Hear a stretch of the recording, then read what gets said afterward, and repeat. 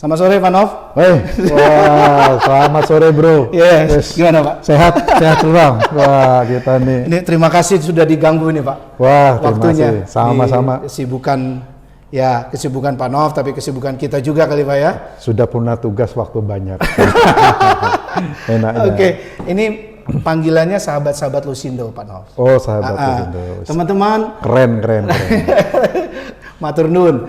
Terima kasih. Jadi ini di kantor, bukan ya di kantor ya betul ya, kantor LPPS ya Pak ya, lembaga untuk pengadaran, pembinaan dan pengadaran gitu ya, sinode, dua sinode kerjasama antara sinode GKJ, gereja-gereja Kristen Jawa dan sinode GKI wilayah untuk Jateng gitu ya, wilayah Jateng. Benar. Dan di Samirono baru, betul. Jogja. Terima kasih Pak. Nah, di Samirono Baru, Yogyakarta.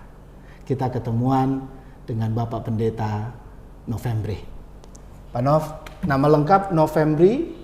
Nama saya Novembri Kuldahono. Itu Pak, itu dia teman-teman nih.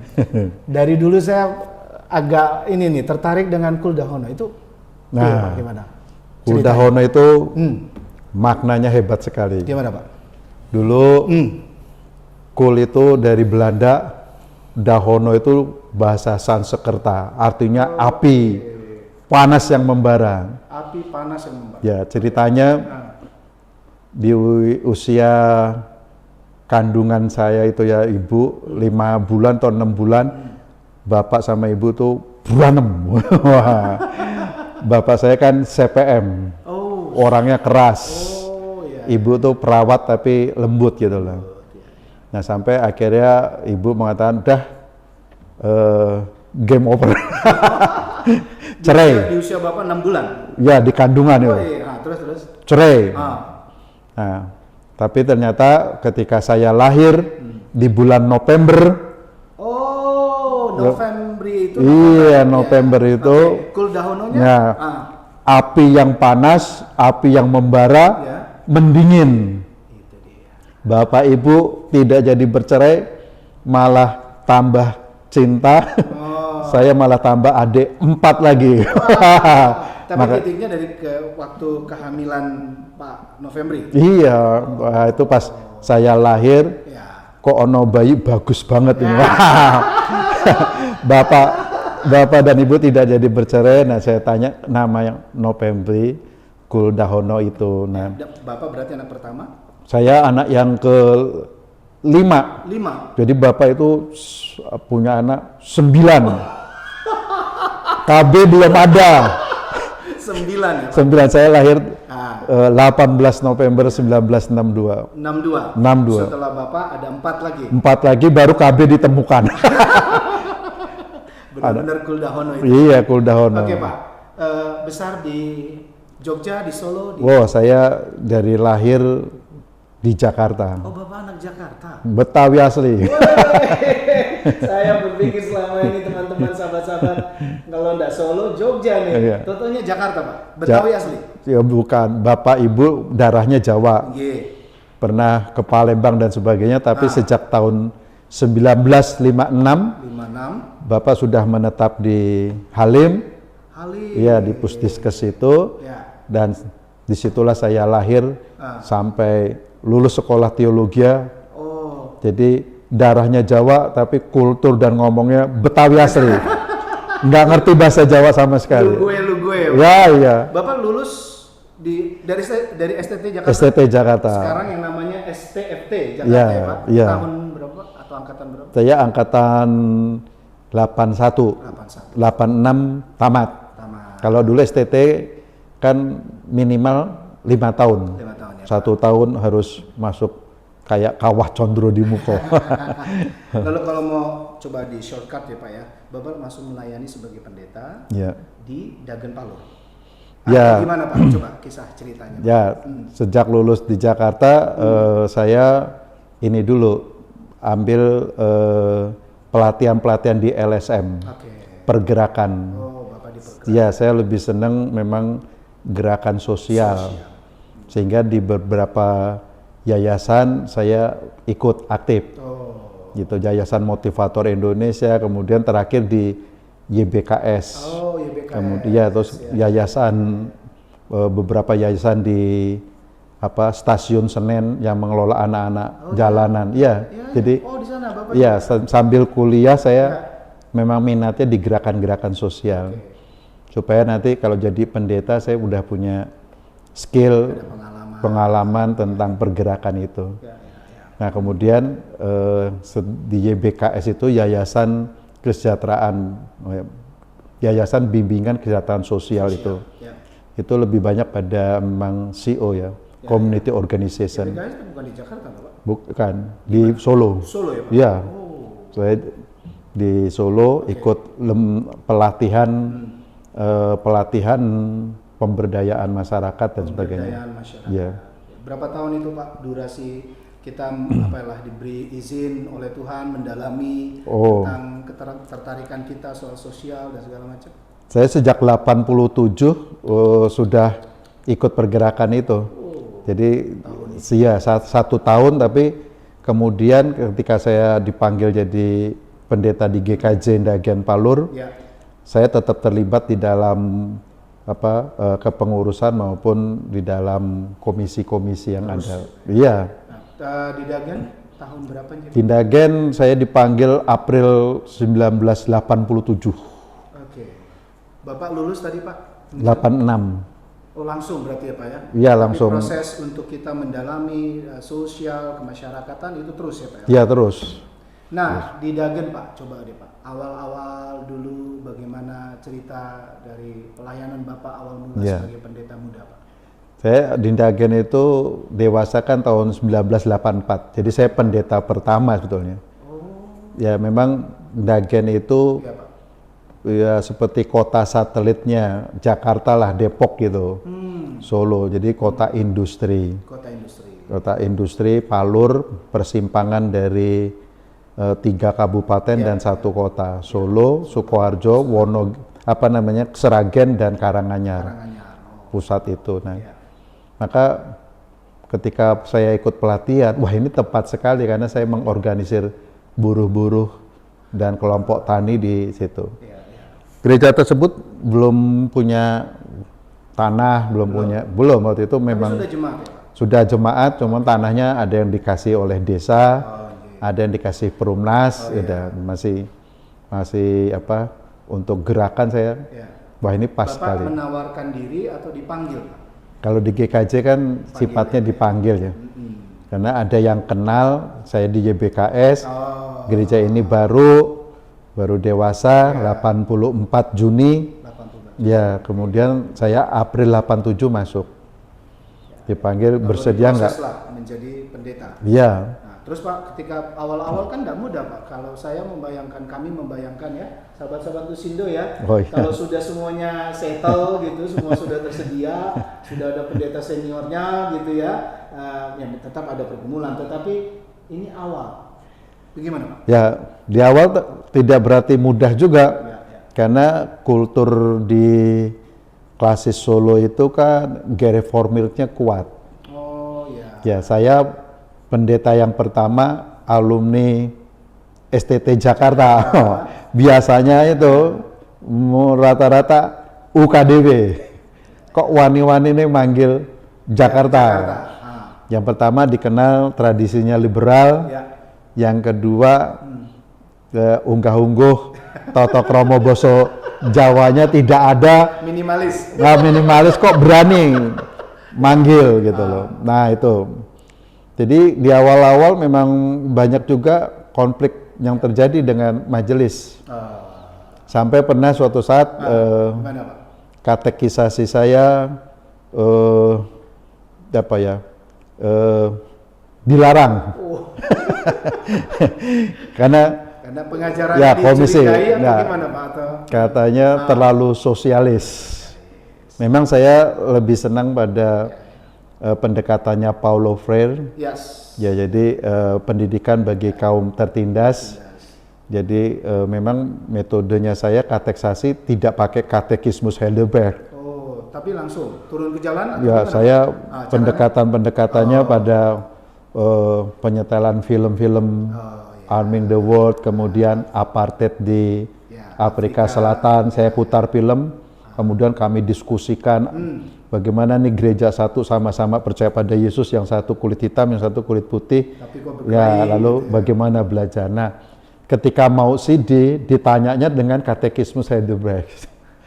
Jadi, apa kalau bahasa Jawanya pitakenan, ongkos tunggal, ungulanipun apa. Jadi, pertanyaan nomor satu, bunyinya apa? Nah, murid-murid katanya pada enggak bisa. pada buat paper. Kurikulumnya berbeda, yang silabusnya berbeda. Beda. Dan saya senang anak-anak di kolong jembatan saya buatkan film. Saya buatkan film, kemudian saya ajarkan kateksasi. Bagaimana komitmen pelayanan kita, bagaimana komitmen cinta kasih kita. Jadi anak-anak jalanan itu. Nah, sampai sekarang ini kami tetap ada misalnya komisi beasiswanya, kemudian itu untuk concern ya, untuk concern bukan hanya warga jemaat tapi untuk anak-anak lingkungan kita. Kemudian pemberdayaan perempuan, ini bukan komisi wanita, tapi memang bagaimana keadilan gender bisa kita tegakkan. Ya, kemudian komisi lingkungan hidup. Gitu. Kemudian kami mengadakan ada juga komisi lintasara dan kebijakan publik. Jadi saya awalnya memang membuat ini, Pak, ya. Sampai sekarang masih, Pak? Masih ada. Dan akan terus ya, Pak ya? Akan terus. Pak, mundur sebentar, Pak. Dari mana menurut Pak Nov, ini kita sebutnya Pak Nov, panggilan sayangnya ini ya, Pak Nov, itu muncul ya Pak, kecintaan, kepedulian, sense tentang ketidakadilan, keadilan, care kepada untuk soal berbagi, peduli, itu kapan dan bagaimana itu Pak? Ini bagus sekali ini. Ya memang pergumulan kami di STT Jakarta, jadi ngambil skripsinya, saya tertarik sekali dengan Amos. Amos, jadi Amos kan dituduh nabi palsu dan sebagainya, maka dia berkata, lo nabi anoki, velo nabi anoki. Aku bukan nabi dan aku bukan murid nabi. Tapi kok pengetahuan geografi dan sejarahnya hebat sekali dia. Nah itu panggilan komitmen, sehingga saya kalau jadi pendeta, saya enggak mau seperti hanya tukang atau birokrat. Tapi saya motivator, penggerak, transformator. Nah waktu di gereja juga saya sudah bilang, saya enggak mau seperti itu, karena Bapak Ibu jemaat ini tidak botol kosong tapi sumur. Yang tidak bisa, botol kosong tapi sumur. Sumur. Apa ininya Pak, coba di... Kalau botol kosong kan seolah-olah pendeta yang ngisi terus. Kalau sumur mereka udah punya kekuatan potensi-potensi. Nah, potensi-potensi bio, psikospiritual inilah yang saya akan kembangkan. Jadi saya akan menjadi sutradara jauh lebih bagus begitu. Dari awal Bapak sudah nyatakan itu. Jadi April 87 saya masuk baru orientasi. Julinya saya sudah dosen tidak tetap di UKSW. Sudah diizinkan. Diizinkan? Iya. Tentu ya Pak ya, kalau enggak ya nggak bisa. Pendeta GKJ apalagi baru orientasi loh. Apalagi awal-awal pendeta pertama pula ya Pak ya. Jadi saya rombak cara bergerejanya, paradigmanya. Waktu itu saya belajar juga bagaimana percetakan penerbit Canisius. Berkembang karena di sana ada 6 romo doktor yang berbeda spesifikasinya. Ada ahli untuk IT-nya, ada ahli teologinya, ada ahli lingkungan hidupnya, ada ahli perekonomiannya, dan 6 romo itu. Maka saya tawarkan pada Dagen harus punya minimal 12 pendeta. Minimal 12 pendeta. Karena di sini nanti berkembang kaum buruh, pabrik-pabrik, lingkungan. Itu inspirasi itu dari situ ya? Iya, dari 87. Iya. Loh, lah kita gereja miskin nggak punya uang bagaimana waktu itu? Kolekte seminggu hanya 85.000. Kita bisa model seperti Katolik. Jadi pendeta bagaimana bisa mencari sumber-sumber dana yang lain dan tidak bergantung pada gerejanya itu. Dan sekarang sudah sesuai punya, firman Tuhan, ya, sesuai dengan tata gereja, sesuai dengan tidak melanggar dan tidak ya. mengatakan ya Pak ya. Oke, terus Pak. Makanya sampai sekarang saya sudah 14 pendeta. 14 pendeta. Iya. Pak, kan orang luar sudah juga cukup banyak mendengar, Iya. khususnya untuk GKJ, tapi juga gereja-gereja lain.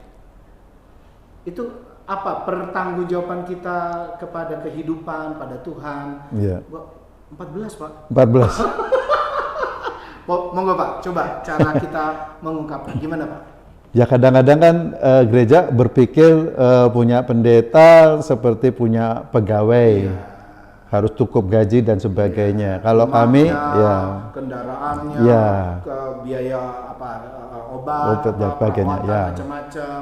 Kalau kami membangun magisteriumnya, spiritualitasnya, ya. Terus kemudian programnya apa, lalu networking, siapa yang bisa membiayai, nah itu. Contohnya, misalnya mau membangun pelayanan perdamaian lintas agama atau lintas budaya di Jakarta. Kita misalnya Pak Pendeta Indri Yatmoko, nah, yang membiayai UKI. Tapi seperti itu, kependetaannya. Ini sekarang di UKI ya Pak? Ya UKI. Kemudian Pak Yusa. Oh Pak Yusa. Pak Yusa Cahya, itu dari GKI. Betul. Pindah ke GKJ karena melihat pelayanan. Bagi dia, di luar gereja, kebutuhan untuk pelayanan 80%. Pak Yusa lebih care pada apa Pak? Pastoral counseling. Pastoral counseling. Ya.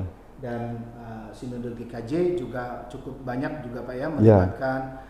Siapa lagi Pak? Coba Pak. Misalnya. Kemudian Pendeta Diah Dewi. Diah Dewi. Ini apa Diah Pak? Dewi untuk pelayanan kepada komunitas di Serikat Persaudaraan kecil. Tetapi sekaligus dia menjadi tenaga P3K yang dibiayai oleh negara. Iya. Oh itu dia tadi. Kami boleh aja. Ini yang kita juga termasuk soal kepedulian perempuan tadi Pak? Iya. Juga ya Pak? Iya. Oh. Jadi terus untuk kerjasama dengan IAIN, Pendeta Ratna Prajati. Oke. Dengan itu apa Pak ininya? Lintas budaya di IAIN. Jadi ada dana-dana yang bisa kita kerjakan dan bangun dari stakeholders sebetulnya. Jadi yang harus kita rubah konstruksi adalah paradigma bergereja. Pola pikir. Iya. Paradigma rasional, tapi juga paradigma hati, tapi juga dalam tadi Pak ya, cara untuk kita melihat kemudian di bidang-bidang tertentu yang dibutuhkan. Setelah banyak orang-orang yang punya komitmen untuk pelayanan. Jadi tidak usah takut Dagen Palur akan bangun gereja di daerah itu. Tapi kami harus hadir di sana. Itu yang kami sebut blank spot. Kenapa sebuah institut agama Islam misalnya, kita nggak hadir di sana, maka kita hadir di sana. Itulah sebabnya GKJ Dagen Palur without building. Di UKI juga ada, kemudian dengan kerjasama dengan pola pikir tadi. Yakoma dan sebagainya. Iya. Jadi kita bisa melayani umat lain yang berbeda agama, pendeta. Jadi nggak selalu harus warga jemaatnya toh. Pak, sekarang saya mau runtutin arahkan kita obrolan ini. Bapak kemudian kan aktif di Sinode ya Pak? Iya. Untuk tadi kan Dagen Palur, semua soal misalnya keuangan dan uangnya itu bisa dipertanggungjawabkan ya Pak? Iya. Jadi adalah salah kalau mengatakan, nanti dari mana uangnya? Sebaliknya, kalau ada masukan itu bisa dipertanggungjawabkan kan? Ya. Bisa ya Pak? Ya. Nah sekarang Pak Nov ini sebagai Bawasin teman-teman Lusindo. Pak coba ceritakan sekarang Pak untuk Bawasin ini Pak. Ya. Kalau kita mau langsung lompat ke Bawasin ya. Kalau gereja kan kadang-kadang sistem akuntansinya yang kurang dikembangkan. Maka jadi kalau di gereja kami dulu yang Dagen, kami membangun politik budgeting yang berorientasi pada kesejahteraan umat.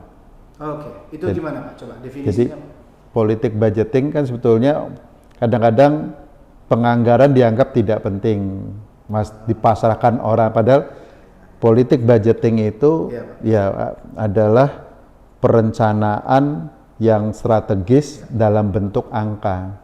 Perencanaan yang strategis dalam bentuk angka ya. Oke. Nah, terus ya, jadi kalau perencanaan strategis budgetnya nggak kelihatan untuk kesejahteraan umat, kelihatan di situ. Nah, di situ ada prinsip-prinsipnya, misalnya transparan, ya, dan untuk kesejahteraan bersama. Jadi bukan hanya untuk pendetanya, bukan hanya untuk satu komisi atau satu segmen gitu. Dan seperti itu, dan kemudian harus semakin hari semakin meningkat politik budgeting yang kita kembangkan dan equal ya untuk semua umat manusia, bukan hanya untuk dalam gereja. Maka kadang-kadang orang berpikir, wih, apa nggak rugi menhabiskan banyak? Tapi ternyata semua bergerak kok.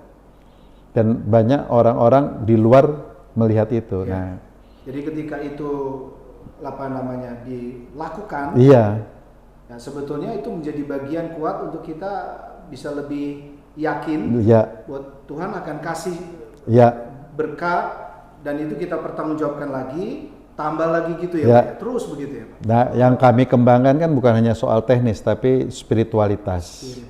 Gimana Pak? Jadi yang kami bangun adalah Spirit of Giving, GKJ ya. Giving. GKJ Ndagan Palur harus memiliki Spirit of Giving. Sehingga pada saat perjamuan kudus pembebasan tahun 2004, kami menghapus sistem kantong, tidak ada lagi. Jadi persembahan silakan Anda mau membeli program apa. Membeli program? Iya. Jadi di tempat kami nggak boleh door to door, tapi menawarkan program melalui warta gereja dan sebagainya. Nah, jemaat membeli. Dan itu berjalan ya? Berjalan sejak 2004 sampai sekarang tanpa. 2004. Ya. Pak, kalau tarik nih Pak, saya giring gini Pak ya, dengan pertanggungjawaban sinode, kita sebagai sinode apapun kita semoga ini bisa ada percikan-percikan inspirasi. Gimana Pak, coba Pak? Ya ada apa ya istilahnya? Ada keraguan-raguan juga dari mereka. Maksud Ndagan bisa nabisan pendeta banyak, persembahannya sedikit misalnya. Karena kalau kami kan jemaat itu tidak sekedar memberi uang, kemudian itu dihitung dari pemasukan gereja. Tapi kalau ada uang itu dari jemaat untuk misalnya program wisuda anak, program pemberdayaan perempuan, itu bukan miliknya gereja, itu miliknya komisi yang melakukan itu. Jadi pendekatan kami memang program oriented, jemaat diajak untuk peduli dan sebagai subjek ya Pak? Iya, committed. Komisi-komisi ini punya program apa? Jadi kalau komisi tidak punya program, jangan harap dia dapat bantuan dari umat. Iya, dan itu ternyata warga gereja lain pun yang tahu ikut ambil bagian, karena seperti misalnya untuk kegiatan sobat anak lintas budaya tapi anak-anak, misalnya event bersama dengan umat, itu ternyata juga banyak yang mau membiayai, gitu. Kemudian program lintas budaya, gitu, itu juga dibiayai. Kemudian perkunjungan ke pesantren, ke Matakin, Majelis Tinggi Agama Konghucu dan sebagainya. Kami Komisi Lintasara mau perkunjungan membuka tembok-tembok gitu. Dibutuhkan biaya sekian. Nanti di kolekte minggu itu ada. Ya, makanya persembahan yang mingguan rutin seperti itu ya mungkin agak berkurang. Tapi memang itu yang kami lakukan supaya gereja ini tetap hidup. Ya gitu. Sekarang untuk sinode Pak, pengawasan itu kan penting toh Pak? Penting. Jangan cuma bilang pelayanan, tapi pengawasannya sangat lemah gitu Pak. Gimana Pak? Jadi kan memang mulai ada kesadaran dari kita bahwa pelayanan tanpa disiplin ilmu dan kelengkapan teoritik, pelayanan juga menjadi tidak berdaya. Jadi sebetulnya pengawasan ini kan bisa kita lakukan dalam 3 aspek. Jadi misalnya kita bisa lihat legal auditnya. Legal audit. Ya, setiap kebijakan-kebijakan itu basisnya apa toh? Karena kalau kebijakan-kebijakan itu tidak memiliki basis hukum, ya, kita bisa melakukan atau terjadi korupsi kebijakan. Maka harus ada legal audit itu. Anda memutuskan begini atau sekian ini dari mana basisnya. Kemudian manajemen audit. Manajemen audit. Ya, manajemen audit itu untuk berbicara tentang efisiensi, keadilan juga. Misalnya, mengapa misalnya uang sekian X harus dihabiskan hanya untuk satu kegiatan misalnya. Atau makanya bagaimana uang sekian X tapi bisa melakukan sampai 5 kegiatan. Nah, itu yang kita kontrol manajemen audit. Jadi itu harus dibuat matriks proyeknya berapa kali sehingga kita terkontrol. Setiap yang kita lakukan on the track. Nah, kemudian financial auditnya. Financial auditnya harus terbuka, pembiayaan, penerimaan dan sebagainya. Nah, itu ada. Kenapa pengawasan ini perlu dilakukan? Supaya sinode bisa dengan tepat merealisasi visi dan misinya. Iya, kalau eksekutif tanpa didampingi oleh pengawasan, mungkin dia tidak tahu gitu loh. Apakah sedang berjalan on the track? Iya, nah itu makanya badan pengawasan sangat perlu supaya proses monitoring berjalan bersamaan. Ya, jangan sampai ada kesalahan di akhir, tapi bisa diperbaiki di dalam perjalanan itu. Iya. Kan ada istilah audit internal dan eksternal ya Pak. Ya. Pengalaman Pak Nov gimana Pak? Ya, audit internal kan dilakukan oleh Bawasin yang memang anggotanya memiliki kecakapan akuntansi untuk mengontrol. Nah, itu internal. Nah, eksternal bisa 2 model. Eksternal yang tidak terakreditasi bisa ya, Pak, ya? Bisa tidak terregistrasi. Misalnya kita memakai lembaga atau center akuntansi sebuah universitas untuk ngontrol kita di awal. Ya, itu tidak terregistrasi. Tapi kalau kita pakai akuntan publik itu sudah terregistrasi. Nah, itu kita butuhkan semuanya. Oh, semua dibutuhkan? Dibutuhkan. Untuk internal audit menyiapkan kita. Menyiapkan kita sampai layak, siap dilakukan external audit dan terregistrasi. Kalau sudah terregistrasi, lembaga kita ini menjadi lembaga publik yang bisa dipercaya, bona fide. Ya. Itu kata kunci juga ya? Iya. Dan lembaga yang bisa dipercaya seperti ini, sinode bisa membuat semacam badan amal yang bebas pajak dan sebagainya. Iya, salah satunya. Tapi nggak mungkin kita akan membangun badan amal bebas pajak ini tanpa external audit yang terregistrasi. Iya, karena itu publik ikut mengontrol dan keuntungan perusahaan yang 2% harus untuk yayasan atau untuk lembaga sosial akan mudah ada wadahnya yang dipercaya. Nah, itu makanya tujuan kita. Jadi Bawasin itu sebetulnya sebagai instrumen organisatoris ya persidangan sinode supaya Bapelsin, Badan Pelaksana Sinode dan Bawasin sama-sama bekerja kolaborasi yang bagus, interaksi yang bagus untuk mencapai cita-cita ideal yang dimandatkan. Bukan untuk saling menelikung, bukan untuk cari-cari kesalahan. Bukan. Lalu kemudian kita sepertinya lebih di atas. Ya, enggak ya, Pak? bukan.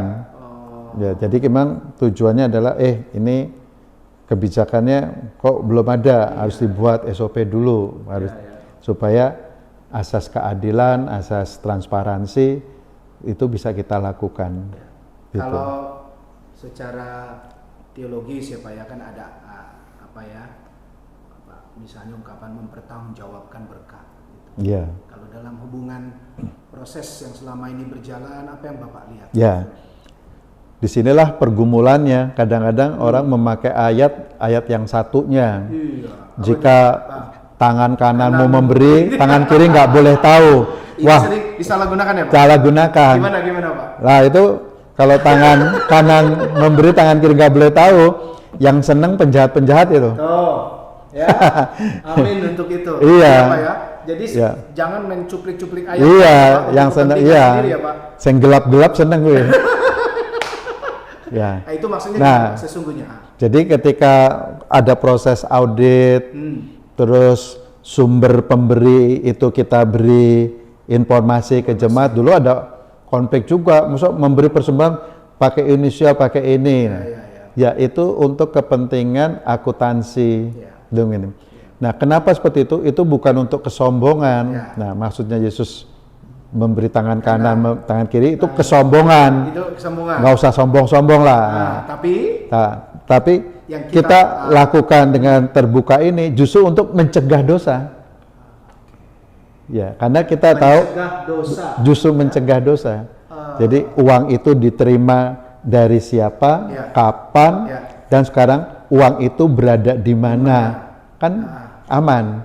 Dengan terbuka itu bukan kesombongan, tapi mencegah kita untuk jatuh ke dalam dosa. Jadi sebetulnya transparansi harus kita lakukan. Harus dilakukan. Ya, kalau di gereja kami 3 bulan sekali seluruh jemaat diberi laporan keuangan per triwulan. Per triwulan untuk mengontrol kami. Sistem keuangan. Nah itu. Bapak bilang ya Pak Nov, soal kepercayaan. Ya. Secara legal saja kita tidak bisa buat apa tadi ya, badan amal yang bebas pajak misalnya atau yang lain ya Pak ya, yang sangat penting tanpa hasil dari kan Pak ya. Dan kepercayaan itu juga sebetulnya kan dalam kehidupan bergereja sangat penting kan Pak. Sangat penting. Begitu juga dan apalagi ya dan atau ya gitu sinode. Ya. Bagaimana Bapak melihat soal kepercayaan ini Pak? Jadi gini, laporan yang kita buat itu itu kan menimbulkan kepercayaan. Semakin umat percaya, semakin mudah kita selling program, dibiayai oleh mereka. Umat ya. Dan itu getok tular. Getok tular itu artinya apa sih Pak? Getok tular itu artinya dari mulut ke mulut. Iya. Jadi viral. Iya viral. Jadi program kami misalnya ada satu program lintas budaya. Lintas budaya misalnya. Jadi warga jemaat kami yang sudah jadi warga GKJ Nehemia kadang-kadang membantu. Iya. Seminggu. Juga dari gereja yang lain. Iya. Ya? Jadi warga kami yang bekerja misalnya di Aceh.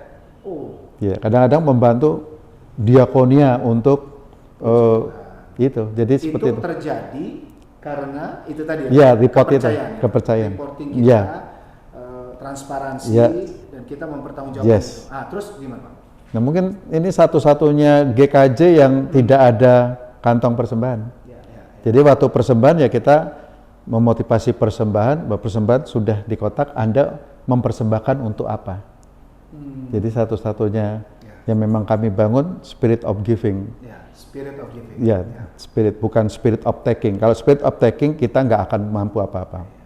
Nah ini kami belajar dari teologianya Yesus. 5 roti dan 2 ikan. 5 roti dan 2 ikan. Gimana Pak? Coba Pak. Nah, kan 5 roti dan 2 ikan Yesus tidak melihat kuantitas. Mana cukup ini? Mana cukup? Di sekitar ini guru gitu kan. Tidak ada pasar apa gitu lah ya. Enggak rumah-rumah. Tapi kamu punya berapa? Hari sudah sore. Gimana Pak? 5 roti dan 2 ikan. Ya 5 roti dan 2 ikan itu. Yang digunakan. Nah, mukjizat yang Yesus lakukan bukan bim salah bim abrakadabra. Tetapi Yesus menggerakkan inner resources-nya. Kecantikan batin manusia. Batin manusia. Jadi sebetulnya ketika orang semua giving, memberi, tidak ada yang kekurangan. Sisa 12 bakul. Ya, itu makanya kami selama ini penabisan itu tidak pakai anggaran gereja. Kami punya program untuk pelayanan pastoral masyarakat. Pastoral masyarakat. Ya, pastoral sosial. Jadi Loh, ini kami menabiskan pendeta kok bukan untuk gereja kita ya Pak? Tidak, ini persembahan gereja untuk masyarakat. Gitu sebetulnya. Membutuhkan pembiayaan sekian. Ngalir tuh.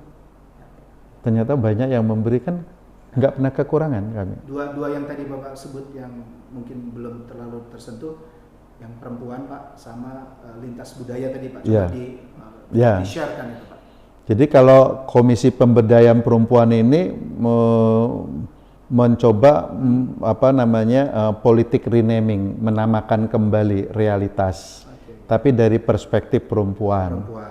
Nah, oleh sebab itu misalnya Hari Perempuan Nasional, terus kemudian Hari Kartini, itu kemudian Hari HAM, Hari Ibu, itu kita masukkan jadi kalender gerejawi. Dijadikan kalender gerejawi dan di situ dikelola oleh Komisi Pemberdayaan Perempuan sehingga melihat teks-teks dari perspektif perempuan, membahasakan kembali dalam bahasa perempuan sehingga tidak terjadi bias patriarkal. Itu Komisi Pemberdayaan Perempuan yang menggarap seperti itu. Ada KDRT kalau lebih teknis ya Pak ya, kurang menghargai, melihat bahwa orang lain itu ada, apalagi soal gender. Nah itu.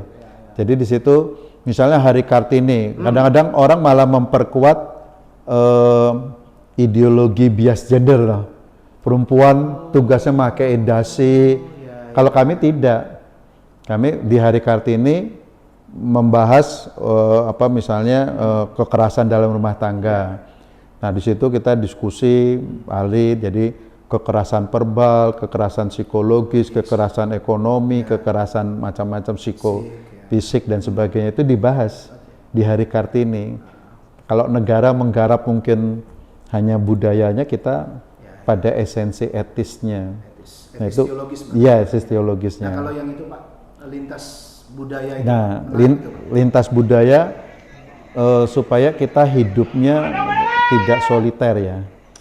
Jadi itu salah satu pendekatan dalam pembinaan membangun gereja, konstruksi kami 3 pendekatan. Apa, Pak? Yang pertama pendekatan kategorial. Kategorial itu dari komisi anak, keluarga muda, sampai Adi Yuswo. Adi Yuswo itu lansia ya? Lansia. Ya? Terus, Pak? Kemudian komisi profesional. Komisi profesional sepertinya kami punya komisi hukum dan HAM. HAM.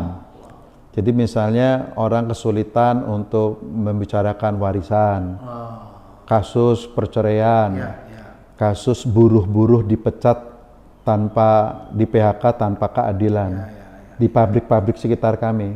Nah, komisi hukum tidak dituduh itu ya Pak, ngambil porsi orang lain atau iki kan gereja kan kok sosial gitu, gimana? Nggak apa-apa.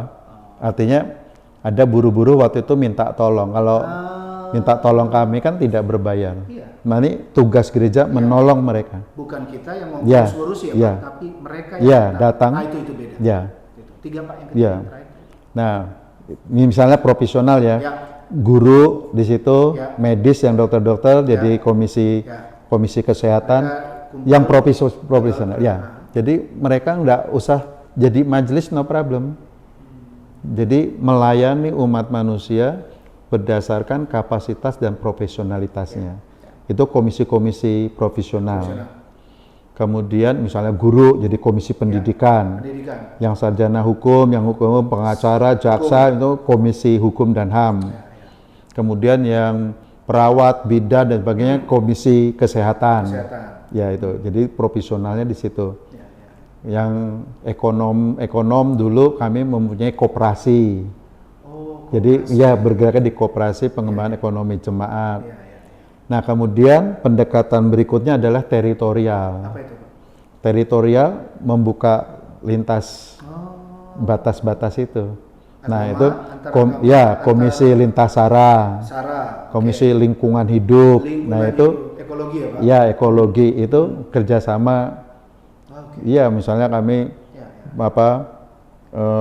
perkunjungan ke lembaga-lembaga agama seperti ke pesantren, belajar kurikulum mereka, belajar program-program pelayanan perdamaian yang mereka miliki. Kemudian mereka juga kita undang dalam proses penabisan.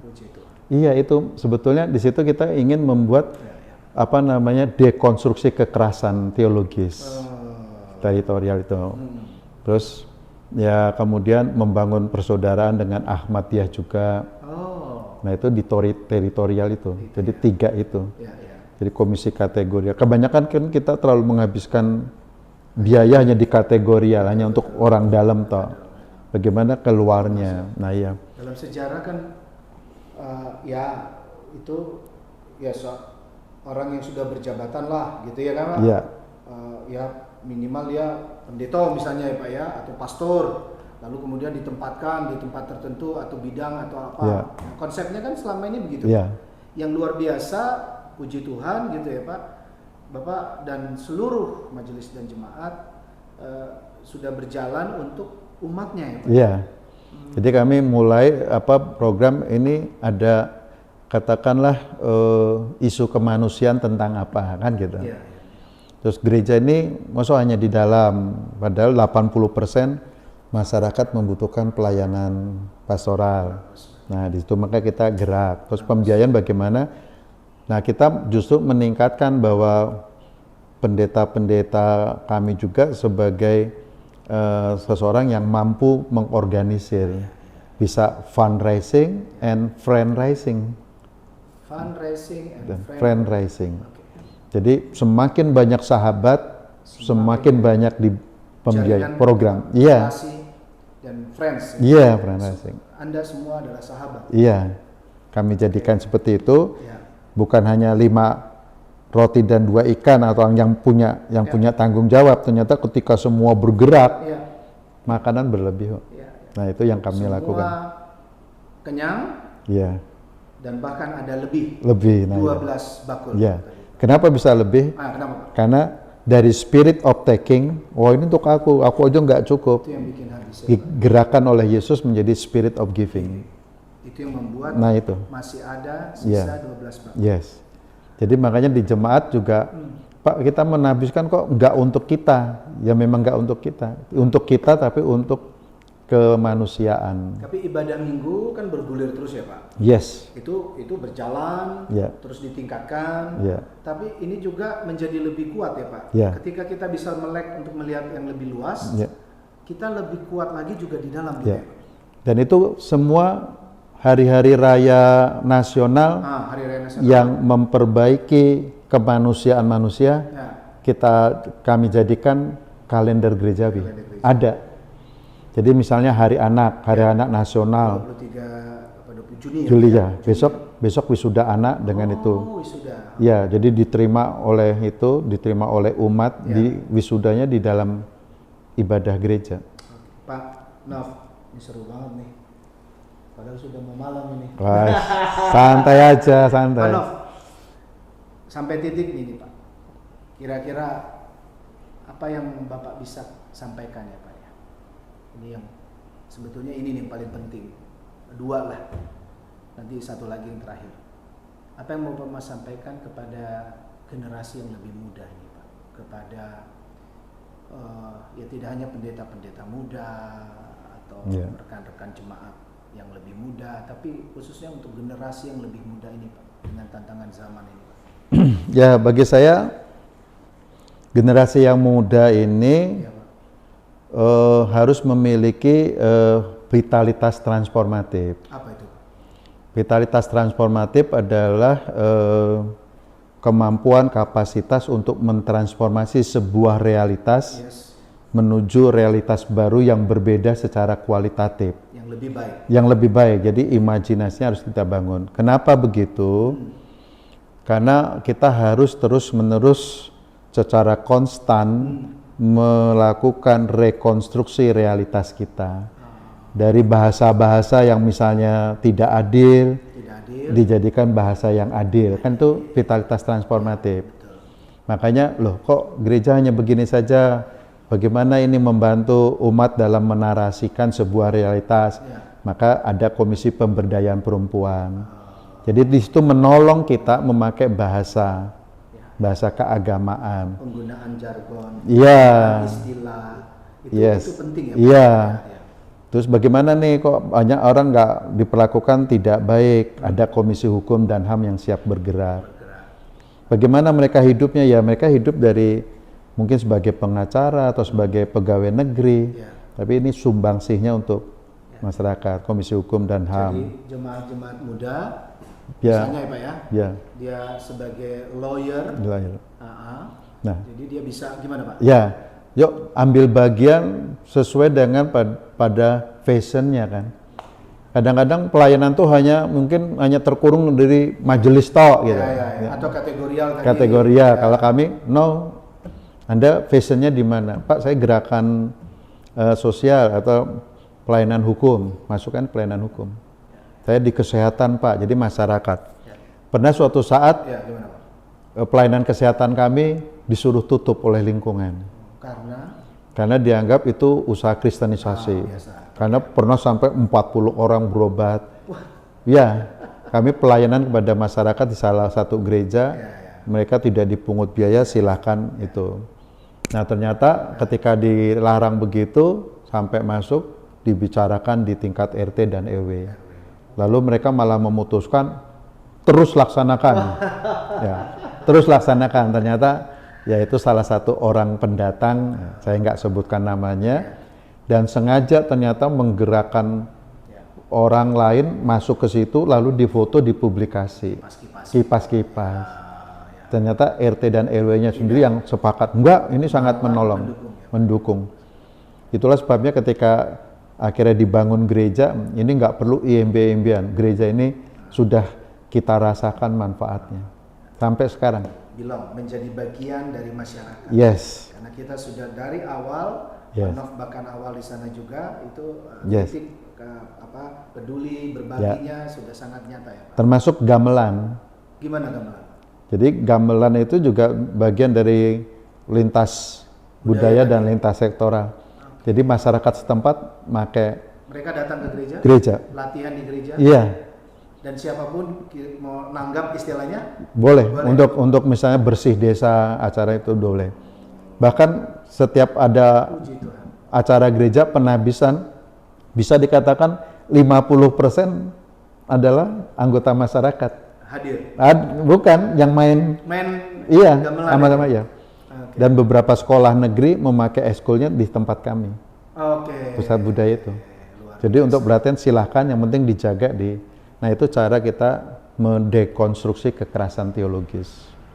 Makanya ada komisi lintas budaya, komisi lingkungan hidup, kebijakan publik, supaya ya kita nggak egois juga lah gereja. Bapak dan umat dan majelis tampaknya berhasil ya Pak, dengan kekuatan dan hikmat berkat Tuhan untuk kata damai sejahtera ya Pak. Damai sejahtera ya Pak. Yang penting jangan pernah berhenti untuk berdialog terus. Ya, jadi di tempat kami setiap rapat majelis, sebelum rapat majelis 30 menit itu kami pakai untuk peningmu. Apa itu Pak? Peningmu tuh peningkatan mutu majelis. Kirain ada istilah bahasa tertentu. Peningmu, peningkatan mutu majelis. Ya. Nah, gimana? Jadi gini, untuk sebuah proses transformasi itu harus dilakukan juga dengan perubahan paradigmatik. Perubahan paradigmatik bisa dilakukan kalau kita melakukan kajian-kajian teoritik. Maka nggak usah nunggu retreat yang menghabiskan dana banyak. Jadi kami kalau rapat sudah disarikan, nggak perlu dibaca semuanya, intinya dibaca, kemudian kita diskusikan. Tapi sebelum rapat majelis, 30 menit kami selalu peningmu. Tidak rampung hari ini, besoknya. Jadi misalnya tata gereja yang baru, sudah kita kaji. Perjamuan kudus untuk anak-anak. Kami 2002 sudah try and error. 2005 kami jadikan ajaran resmi gereja lakukan. Peningmu, kepemimpinan bisa, bisnis, siapapun boleh mengisi. Kemudian tata gereja yang baru. Ya, setiap rapat dibahas pasal per pasal. Maksudnya pasal ini apa, maksudnya pasal ini. Sehingga majelis mempunyai konsep yang sama tentang tata gereja. Sudah habis dilalap. Tata gereja sudah habis, nah itu. Kemarin saya politik budgeting. Politik budgeting. Ya, ya, Pak, ya? Ya politik budgeting. Ada 4 episode. Nanti kalau mau saya kasih YouTube-nya. Oh, ada YouTube. Silakan mampir ke YouTube. Namanya apa Pak? Sekalian aja. Ya, kanalnya Novembri Kuldahono. Kanalnya namanya channelnya Novembri Kuldahono. Ya. Pak Nov. Sudah 68 produk. Luar biasa. Campur-campur pokoknya. Iya, silakan mampir sekali lagi. Ini pentingnya juga seperti ini ya Pak ya. Iya. Pak, mungkin terakhir ya Pak ya. Kita dibatasi waktu juga ya. Oke. Kerinduan Bapak. Ya Pak ya. Iya.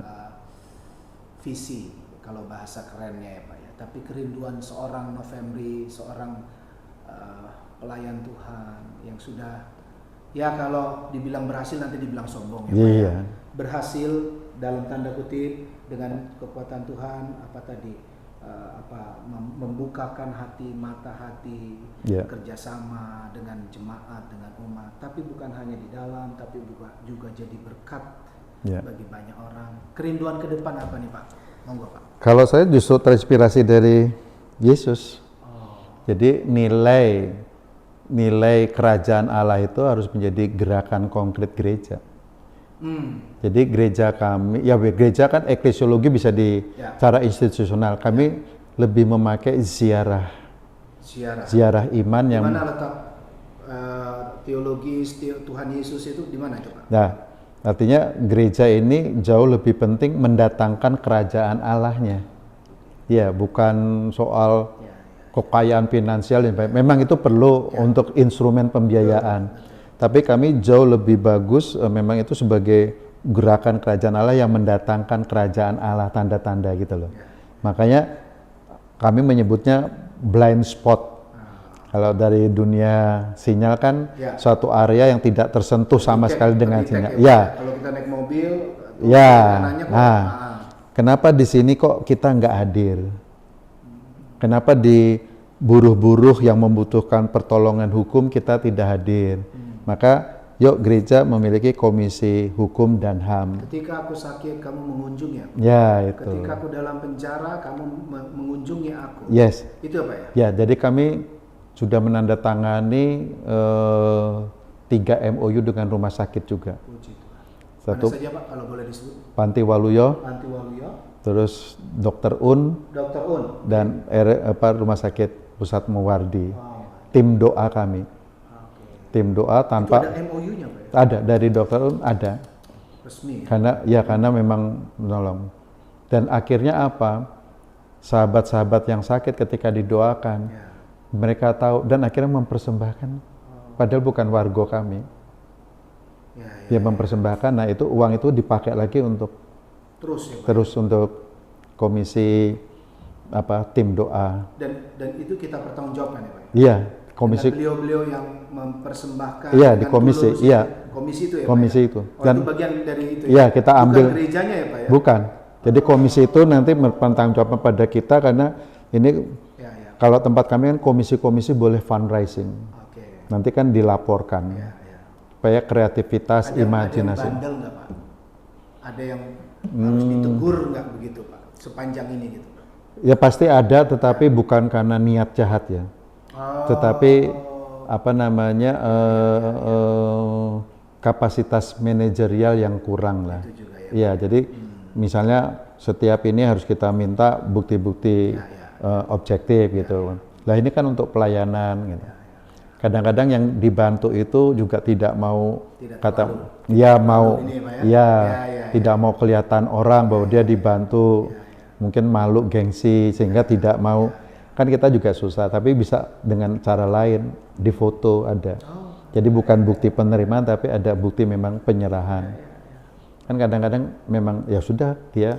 Dan sudah zamannya. Ya kita. Sudah zamannya digitalisasi ya Pak. Ya itu evidence kan. Apalagi Pak? Untuk ke depan. Ya ke depan nilai-nilai kami memakainya teologi Samaria yang murah hati. Gimana Pak? Itu juga bukan hanya sebagai nilai, tetapi diinstitusionalisasi. Diinstitusionalisasi, makanya beberapa gereja yang pecah kan kami tangani, tidak memikirkan biaya. Nah, kalau bergantung nilai individual, saya mati habis. Yesus kan menginstitusionalisasi juga menjadi gereja. Mengapa Yesus setelah bangkit tidak langsung pergi ke surga aja? Kenapa Pak?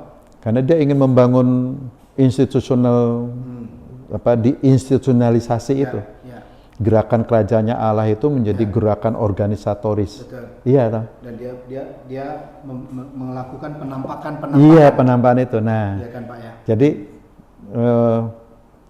siapapun nanti orangnya, ini sudah diinstitusionalisasi. Ya.